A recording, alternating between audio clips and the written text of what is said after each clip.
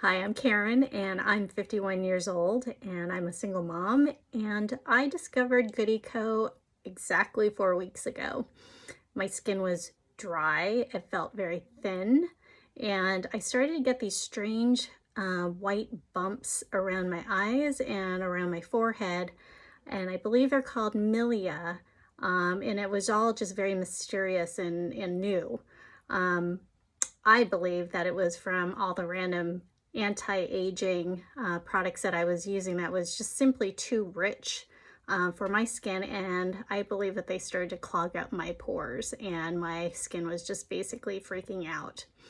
And I've never used oils before, but the Goodieco nourishing routine was a game changer. It literally rebalanced my skin and allowed it to breathe and flow like it hasn't in years. So now it's all supple and clear, and I have that glass skin that is so coveted. And I can honestly say now that I feel and look 51 years young. Thank you, Goodieco.